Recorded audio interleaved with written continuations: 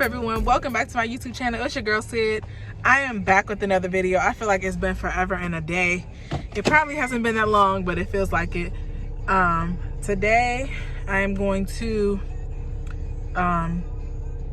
pick up some press-on nails because I don't feel like doing them.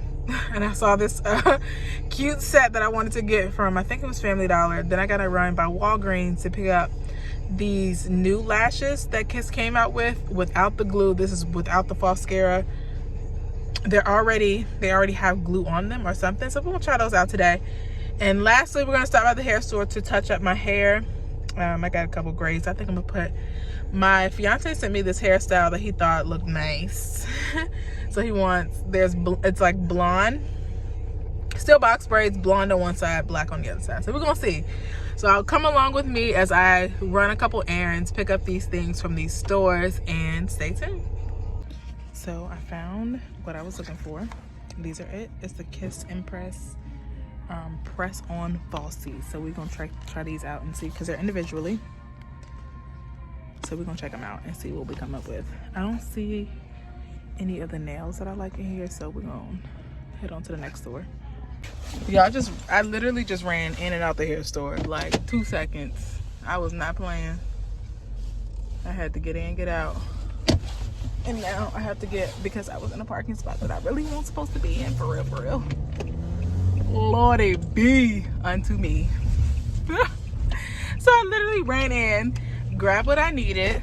So I got 2 new packs of hair. It's a green light. I have the super blonde, and then I got the black again. So that's done. So my last and final stop is the to get my eyebrows done. I said I was not going to do my eyebrows in-house today, and I have not ordered the wax yet, and my hair is looking crazy. So last 2 stops, I'm stopping to get my eyebrows done, and then whew, out of breath, run, get my eyebrows done, go pick up my nails, head home, and try to start on my hair a little bit. We're gonna see, because I gotta pick up my son in a few. So y'all stay with me, stay with me. Alpha Nails, listen, hold up. I gotta get in the car. Oh gosh. All right, look at the grays trying to show today. What is going on? Okay, anyway, I got to see, because she got me all greasy looking. All right, my eyebrows are done. Oh, child. Oh, no, they look good. Okay. She only cleaned them up. Oh, is that blood? Bruh, why are my eyebrows bleeding? Help me understand. I could tell she kind of went up. Okay, anyway, my eyebrows are done.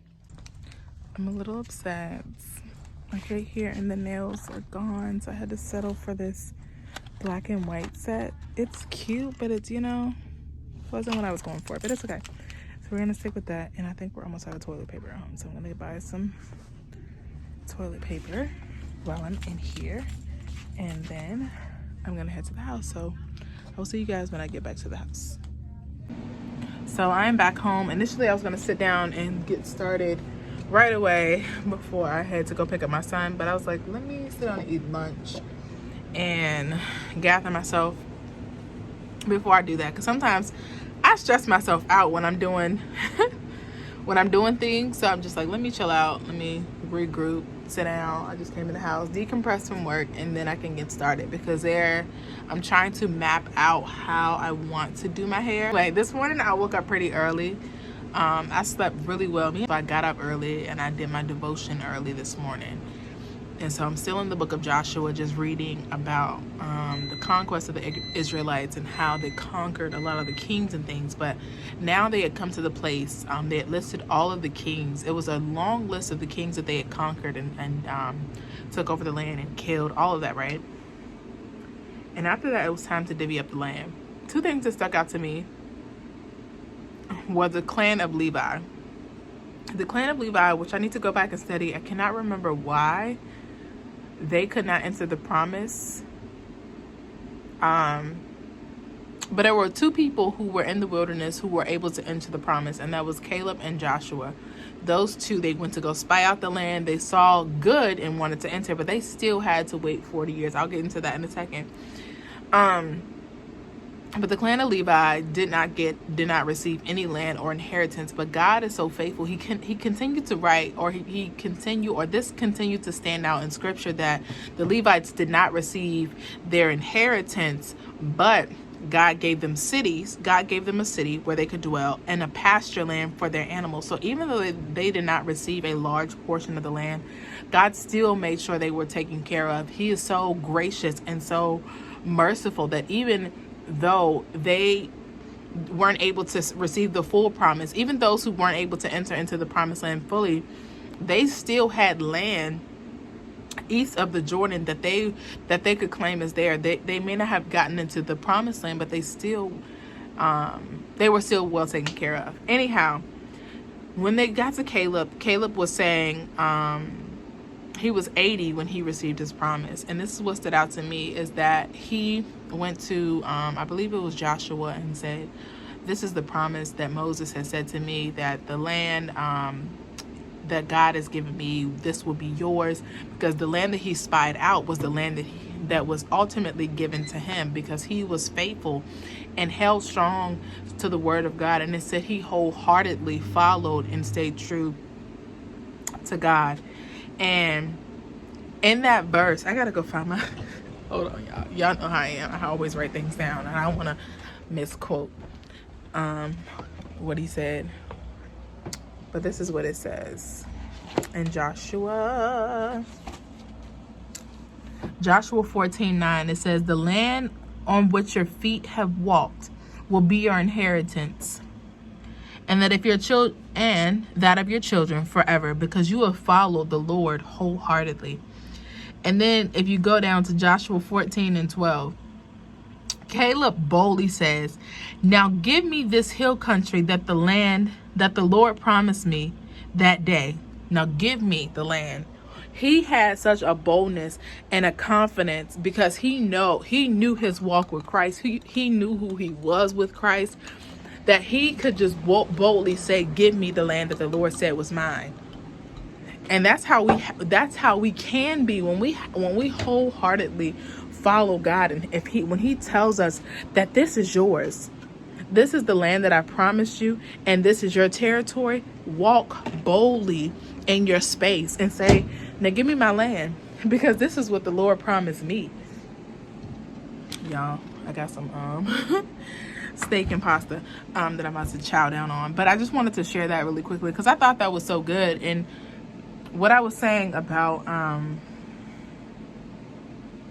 Caleb and Joshua were the only two who were able to enter the promised land, because those two, when they went, if you remember in Exodus, they were the only two who said, this land is good, like we can go in and conquer.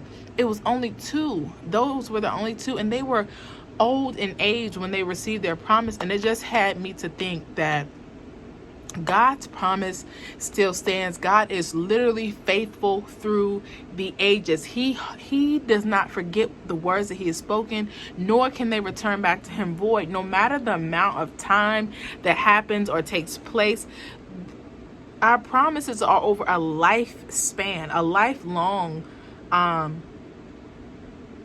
life term. I can't think of the words to say, but God, when God sees our promises, he sees our life in its full span. He doesn't see us when we're 20, when we're 30, when we're 15. He doesn't see these bursts and these spurts of moments like we think. They're just a moment to him. They're just a second to him. So when he sees the promise, he sees our life played out. Our life, in our lifetime, we will see God's promises manifest over the years. Like, that just blew my mind too, because sometimes we can be so short-minded and not thinking of how we have to live an entire life, if God allows, breath in our body for 80 and 90, 100 years. There are things that are going to happen in those years. I wish I can explain how I feel it in my mind, but God is outside of time. He does not operate in our time. So when he promises us something, it's like a blink of an eye to him when it happens. To us, it feels like so long. It feels like an eternity. But in reality, God is in control. He knows all, and that's why I said his ways are higher and his thoughts are higher, because we can only see to tomorrow. We can only see to a few seconds ahead of us, a few seconds ahead, because we don't even know. You know what I mean? You just don't know. But God sees it all, and the way that he orchestrates our lives is so beautiful, and it's so beautiful to read that and have and hold to that, to know that even if my promise doesn't come tomorrow, even if my promises don't happen in a year's time, that God is faithful, and he who promised Abraham this land, and Isaac and Jacob, that this was going generations down to Joshua and the Israelites, and all of these things. You have to think these promises passed down to us, to our children and our children's children. The promises don't even end with us. That's how big God is. Like, it doesn't end with me. It can start with me. The generation and the generational blessings can start here and go through. Like, if we want to begin to pass down generational blessings and stop leaving our legacies to be lack, poverty, horrible thinking, or selfish thinking, like you just, it's so much more to that. But y'all, I keep losing my breath. I'm trying to get myself together. So I'm gonna sit here, eat my lunch, and then we'll check back in probably after I pick my son up from school. Check back in, do a little bit of my hair and nails and eyelashes. So stay tuned. As you guys can see, I'm back home. We're going mad blonde, like 613 blonde on this side, and then I got, did I bring this? Okay, regular 1B for the other side, because I'm cutting. Because I usually, when I refresh my braids, I usually just use the same braiding hair, but sometimes that's like, the hair get nappy and tedious, so we ain't doing that. And then we're gonna see what we can do. I'm gonna start right now by cutting. I'm not gonna cut them all at the same time, because I'm going to be reinstalling as I cut. Does that make sense?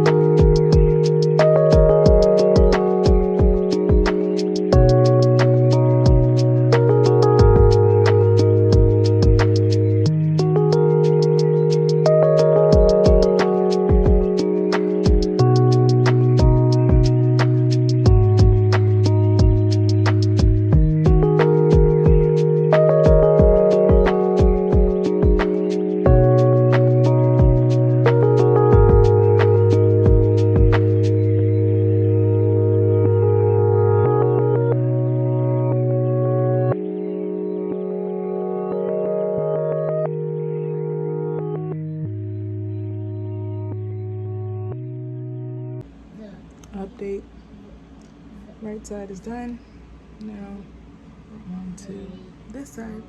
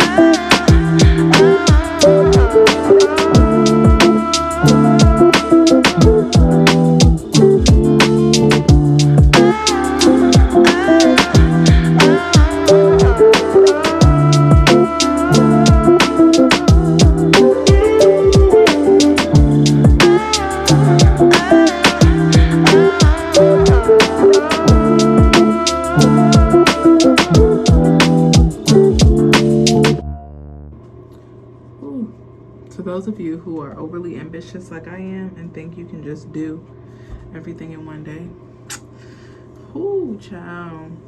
Like, I'm done with the front, but the back is crocheted and it needs to be fixed. So, here we are.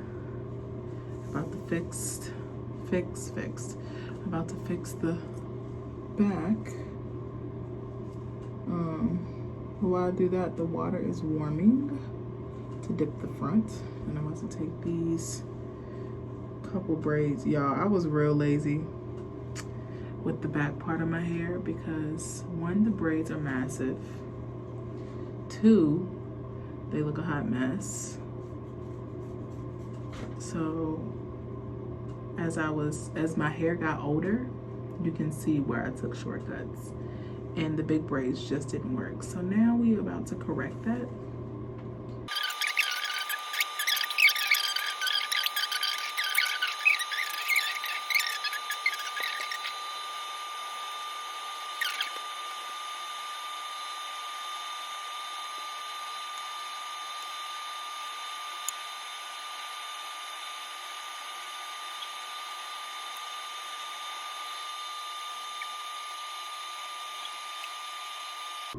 I just want y'all to see why I decided to crochet the back of my hair, because look how much hair is still left after the front is just braided. So I'm about to braid this up. Try to move my hair out of the way. Just did it, so it's a little painful. I already dipped my hair. I tried to do it on camera and my camera started to bug out. So we're gonna do these braids just slightly smaller than the last time. Not too much smaller because I'm not trying to be up all night, but we gotta get these braids together so that my hair will last a little bit longer or just be more neater, because I think the first time, you know, I was rushing. It was around this time where I started to give up. Not even gonna lie, I literally started to give up around, it's 11 o'clock now, but I started to give up around like midnight because I was like, all right, I'm tired. My hand is all sliced up. I wish y'all can see. All sliced up like paper cuts from the hair. The black hair especially, the blonde hair was going through very smooth, but this black hair was not trying to do that for me. So I'm gonna get right back into it from the top.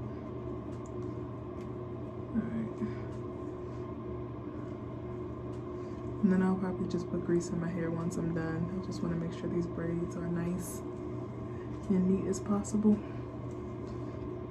as they go back in. The parts will not be straight. I'm just gonna let you know now. Whoever is watching, the parts are not gonna be straight because it's the back of my head and half the time I'm just trying to get it done. So just a little heads up, and my hair is dripping water in the front all over my feet. Ouch.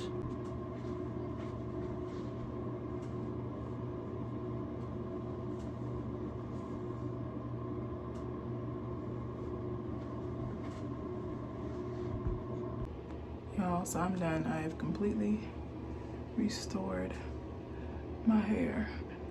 The back looks so much better than the last time. There's no gaps. Let's check both sides. We good, we good. It feels a little heavier too, if you can see the length of it. So, y'all, I'm gonna catch you guys in the morning. It's midnight and we're gonna finish this up before I go to work. So, see you soon. I'm back, guys. It's the next day. I have my press-ons on. They are mad cute. They're actually cuter than I, thought they would be. They're super cute.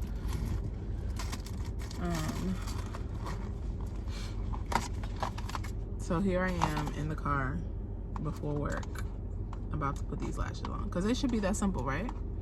Because these are the lash impressions. So let's see if I can get this package open. I got like 10 minutes, 12 minutes to be exact, to do this. So we're gonna see how tedious this is. So the packaging is super cute.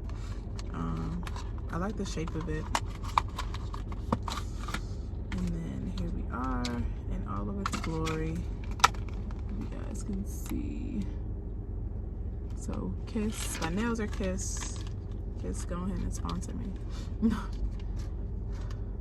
Okay, so let's see how we gonna do this. Oh, that doesn't need to come off. I don't think so. Wait. Okay.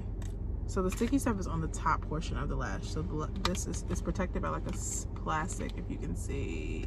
I just took the plastic off this one, so we're gonna see. I'm gonna be in this mirror. So sorry y'all not close enough today. So we're gonna see. All right. So let me tell y'all right now, I fought so hard with these lashes. The lash clamp would not hold the lash, so they kept falling off.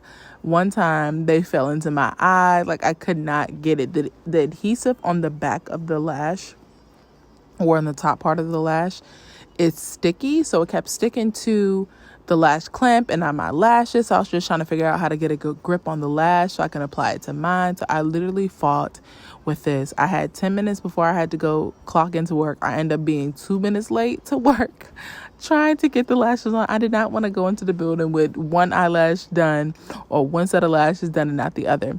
So I would not recommend trying this in the car when you don't have all your proper tools, because I would have liked to have my tweezers to help pull the lash, set them, and then clamp them like I usually do. But of course, me doing the absolute most, trying to get them done before work, being overly ambitious. Yeah, that didn't quite work out. But all in all, I did end up getting the lashes on and clamped down really good. I ended up not using, I ended up using a clamp, but what really helped to push them in, because there's no tackiness on the back side of the lash, was pressing them in with my fingers. That gave it a good nice grip and a good nice hold on my lash, so they ended up lasting me all day.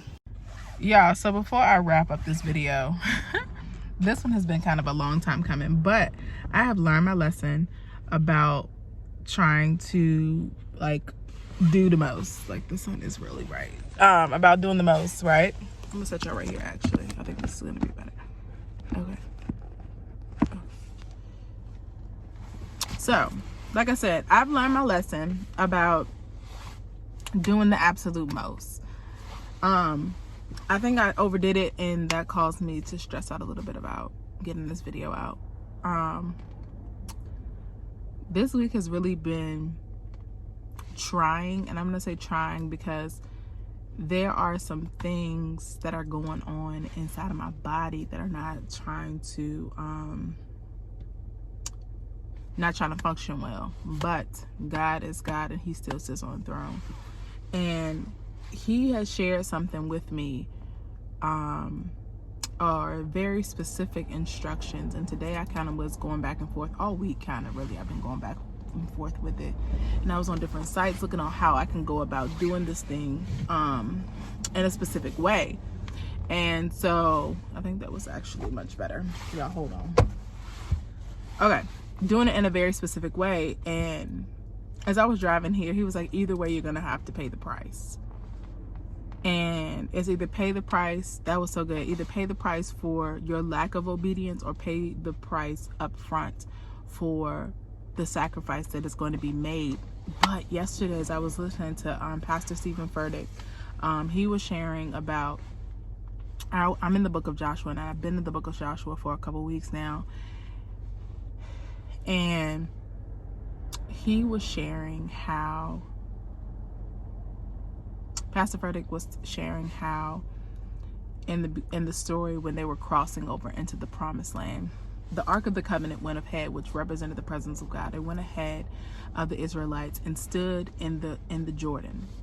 The priest had to step foot in the Jordan, and he was just saying, as soon as you take a step, that's when the waters, or the rushing waters from upstream or downstream, will begin to stop. God is already miles and miles ahead of you, and he already knows what he's going to do and how it's going to work out. And I just wanted to share that tidbit of encouragement for someone who is like struggling with doing very specific instructions, because for so long I've been asking for strategy, but the way that God gives strategies in bits and pieces, sometimes we can get a little bit discouraged, because we're like, okay, God, You gave me that, but like, what am I supposed to do with that? Because this instruction is not, it's not vague, but it feels vague. It feels like, all right, Lord, but what? I was going in a different direction, but I will be obedient and do exactly what he told me to do, because he said in his word, the steps of a good man are ordered by the Lord. He already is ordering my steps. All I have to do is walk in it. I don't have to figure it out, because like he always says, the how is up to him.